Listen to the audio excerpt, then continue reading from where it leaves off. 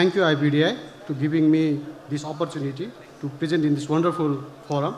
So my case is a dyslipidemia and common problem, that is statin-induced myalgia, which is a common cause for non-compliance to statin. So how to tackle that problem, I will be going on by a case basis. So my case is a 57 years male who is a diagnosed case of dyslipidemia from last 20 years. His LDL has been up to 250 and total cholesterol up to have been 350. And he's also diagnosed case of hypertension from last 10 years and diabetes from last 1 year, taking amlodipine and metformin. And his sister is also has high LDL of up to 220 mg per dl and is under treatment for the same. He was started on rosuvastatin 10 mg 10 years back, and he has developed generalized myalgia and fatigue, especially around the lower back and hip. So for this, after only about 7 years, there was consideration of statin-associated myalgia symptoms, because initially it was thought to be due to only increased activity at home and professional life. But later on, he was considered to be SAMS, and rosuvastatin was stopped. And then it was rechallenged after 6 weeks, and even with rosuvastatin 10 mg, the symptoms reappeared. And similar things happened with atorvastatin 10 mg and rosuvastatin 5 mg. The LDL rises with stopping statin.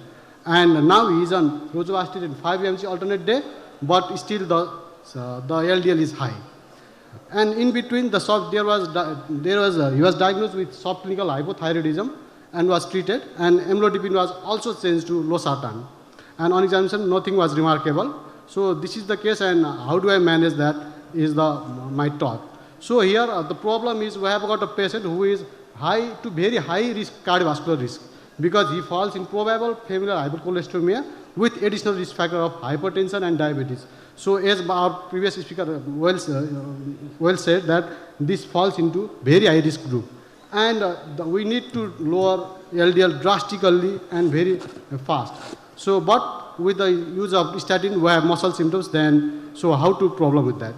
The diagnosis of muscle symptom is very clear when there is temporal elevation, when there is increased serum creatine kinase. But at times it can be very difficult, especially when there is creatine kinase normal. So we take the help of this statin myalgia clinical index, and in this patient it was came to be 9, and it is probable. So the target here, because our patient falls in very high risk group, so target will be to lower the goal by 55 mg per dl. And to do that, the main strategy will be to do the first to be the statin, then ezetimibe, then PCSK inhibitor. But as our patient has statin-induced myalgia, so the statin-induced myalgia, so we will stop the statin and start the second statin when the symptom improves. And even with that, if the symptoms reappear, then we go for third statin or lower the dose or decrease the duration or frequency of the statin. So with that, we have done all those things, but still the LDL is high.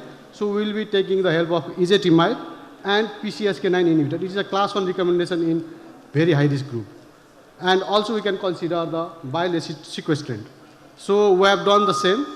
Ezetimibe was started and PCSK9 inhibitor was planned if the LDL is not controlled.